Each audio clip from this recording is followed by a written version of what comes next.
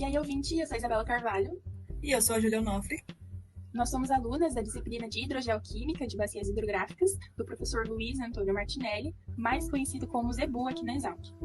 Bom, boa tarde, pessoal. Espero que vocês estejam bem desde o nosso último encontro, onde falamos um pouquinho sobre o ciclo da água. Mas, para o episódio de hoje, você sabia que se não fosse pelas cianobactérias, a vida complexa que nós vemos atualmente não existiria?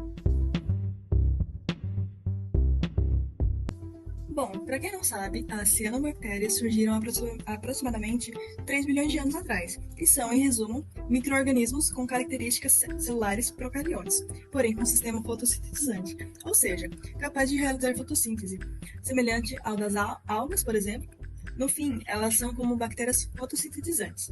Certo, mas agora que você sabe que as cianobactérias não são só bastões da cor azul, brincadeira da parte, esse é só o significado etimológico da palavra, ciano, azul, mais bactéria, bastão.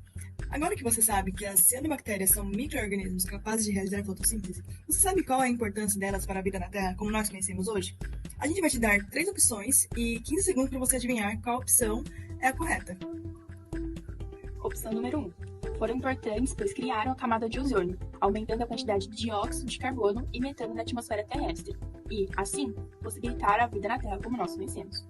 Opção número 2. Foram responsáveis pelo evento conhecido como a Grande Oxigenação, onde houve um aumento do nível de oxigênio na atmosfera terrestre e, assim, possibilitaram a vida na Terra como nós conhecemos. Opção número 3. As cianobactérias realizaram uma simbiose com fungos encontrados nos oceanos e, assim, criaram a primeira forma de vida na Terra conhecida pela ciência, que foi evoluindo com o passar do tempo.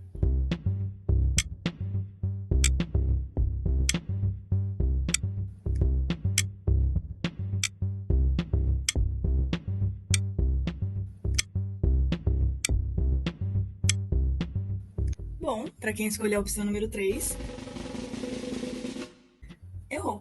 A opção correta é a número 2. Por mais que as cianobactérias associam-se em simbiose com outros seres vivos, como amebas, algumas algas verdes sem clorofila, plantas superiores ou ainda com certos fungos cenocíticos, o grande ímper para o desenvolvimento da vida na Terra foi o aumento dos níveis de oxigênio produzido pelas cianobactérias. É isso mesmo, Ju. Se o oxigênio já estivesse presente na Terra há muito tempo, a quantidade desse elemento na atmosfera era muito baixa para que pudesse ter a presença para além de seres unicelulares e simples, é claro. Além disso, acho legal de comentar que na primeira opção é dito que ela foi responsável por criar aí a camada de ozônio, que também não está totalmente incorreto. Estudos apontam que o acúmulo de oxigênio na atmosfera primitiva permitiu o aparecimento da camada de ozônio, e esse a gente sabe que possui papel de retenção parcial aí da radiação ultravioleta. E daí esse acabou permitindo a evolução de organismos mais sensíveis à radiação ultravioleta, como nós humanos, por exemplo. Sim. É engraçado pensar que se as cianobactérias não existissem, ou se elas não começassem a fazer fotossíntese, nós talvez não existíssemos e talvez a Terra fosse completamente diferente. Mas enfim, foi só um pensamento alto e... Enfim, você sabe explicar como aconteceu esse aumento de oxigênio, Isa? Às vezes eu tenho esse pensamento alto também, Ju, mas eu posso explicar sim para as hipóteses mais aceitas de como aconteceu esse aumento dos níveis de oxigênio na Terra. Bom, como a gente disse, o oxigênio data de milhões de anos atrás, mas ele nem sempre esteve em grandes quantidades. E isso basicamente porque o oxigênio, que é altamente reativo, interagia rapidamente com outras substâncias presentes no mar, oxidando elas. E assim, consequentemente, não sobrava oxigênio para se acumular na atmosfera. Mas quando esse potencial de oxidação meio que se esgotou, o oxigênio finalmente conseguiu começar a se acumular, né? Você sabe me dizer se esse processo de aumento da quantidade de oxigênio demorou muito tempo, Isa? Não demorou não. Segundo uma pesquisa da FAPESP, a primeira etapa de produção de oxigênio demorou quase 1 bilhão de anos. Mas depois dessa fase, acredita-se que o processo foi bem mais rápido, que 100 a 200 milhões de anos a Terra já estaria apresentando grande quantidade de oxigênio. Legal, obrigada. Enfim, eu achei bem interessante e pensando bem, é por causa desses acontecimentos que nós temos o ciclo do oxigênio acontecendo, né? Que? Ciclo do oxigênio? Eu não sabia que o oxigênio era ciclado. Sério? Vou explicar então. Basicamente, a etapa principal é a da fotossíntese, que utiliza o gás carbônico e água na presença de luz para produzir glicose e liberar oxigênio para o ar.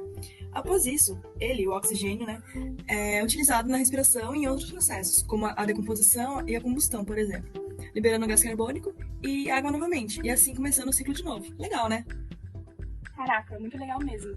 Inclusive, eu acredito que por essa grande quantidade de gás carbônico que a gente tem emitido na atmosfera, esse ciclo esteja meio desregulado, né? Por essa ligação direta entre o carbono e o oxigênio que você comentou.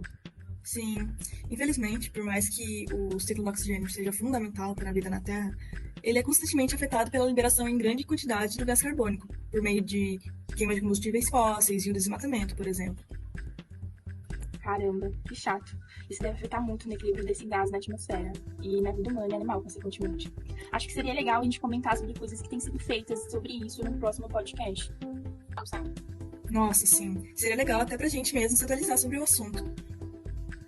Bom, enfim, pessoal, o nosso episódio sobre o ciclo do oxigênio vai ficando por aqui, mas eu e a Ju esperamos que vocês tenham gostado bastante e, principalmente, que vocês tenham conseguido entender que as cianobactérias são micro-organismos com características celulares procariontes, porém capazes de realizar a fotossíntese, que elas, as cianobactérias, são responsáveis pelo evento conhecido como a grande oxigenação, que é uma hipótese muito aceita que explica que houve um aumento do nível de oxigênio na atmosfera terrestre e, assim, teve a possibilidade de desenvolvimento de plantas superiores e evolução dessas até a vida na Terra como nós conhecemos hoje.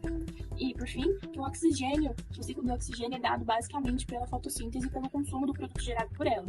Então, a fotossíntese utiliza o gás carbônico e a água na presença de luz para produzir glicose e liberar oxigênio.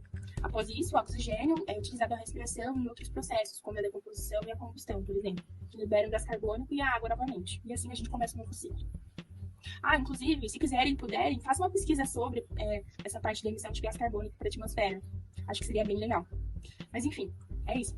A gente agradece pela atenção e esperamos que vocês tenham gostado. Até breve.